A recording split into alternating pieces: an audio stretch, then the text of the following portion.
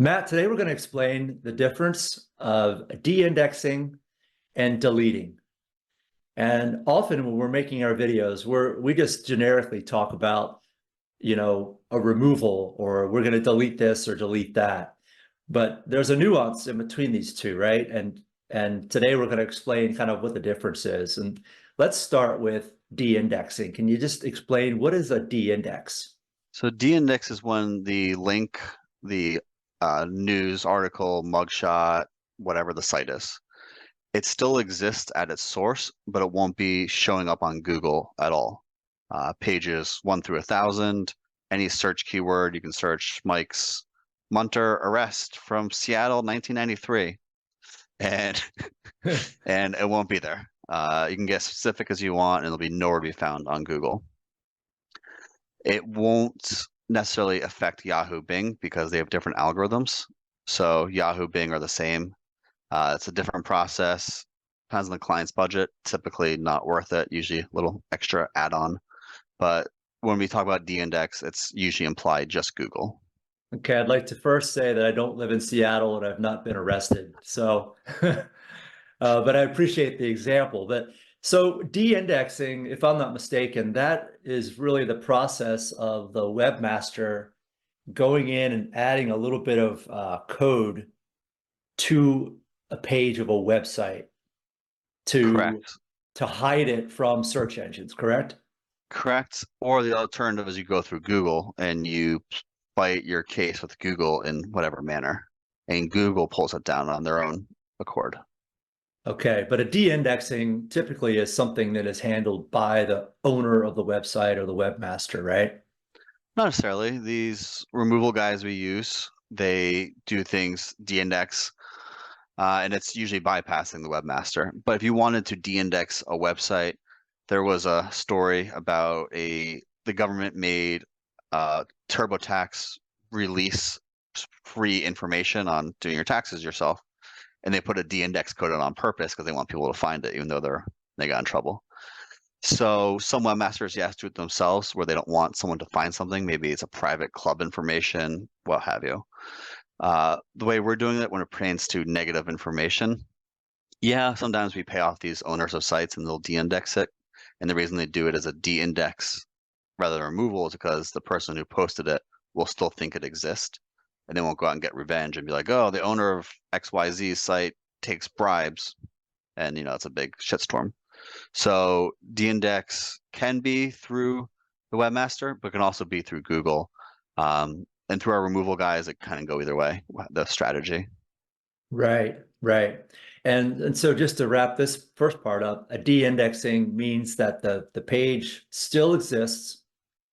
And so if, you happen to have the exact link to the page on the website, you could go and visit that page, but no one's going to find it because most people go to Google or, a search engine and they search for, Mike Munter arrest in Seattle, and they're looking for, content about that. And so if the de-index tag or the Google procedure is put in place, they'll never gonna find that page ever.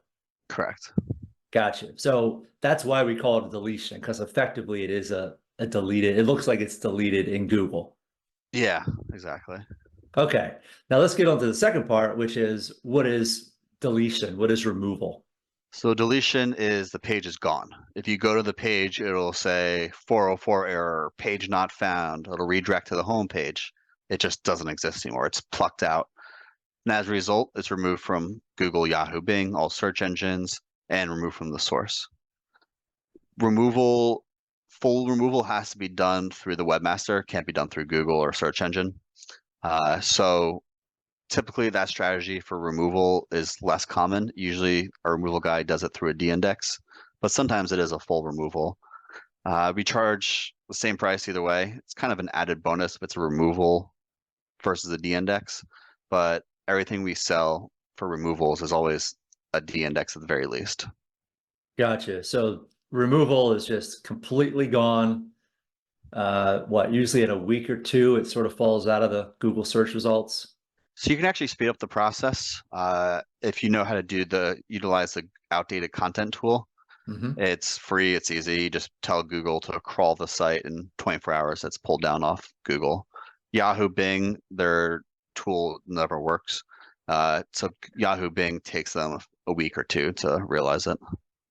And so if a client is watching this and they come to us and they're like, hey, I want to get such and such content removed, and you explain to them, well, that's actually a D-index. Would a client have an option to say, well, I don't want a D-index, I want it to be completely deleted? Is that something that we have control over? No. So when we say removal on the contract, we specify, and we always explain to the client so there's no, discrepancies. They don't have any surprises. But yeah, at the very least, all we can guarantee is the D-index, just because that's typically the solution.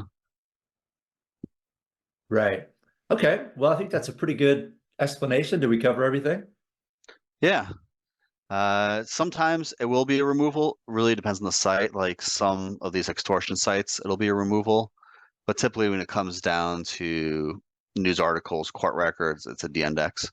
But every site's different. So if you're hell-bent on having it a removal versus a D-index, let us know and I can look at my past history and tell you how it panned out. Got it. All right. So if you're watching this video, hopefully we've explained to you the difference between de-indexing and deleting, and how that, we or most reputation management agencies are talking about removals. It could be one or the other. So just ask if you have questions. All right. Thanks, Mike. Thank you.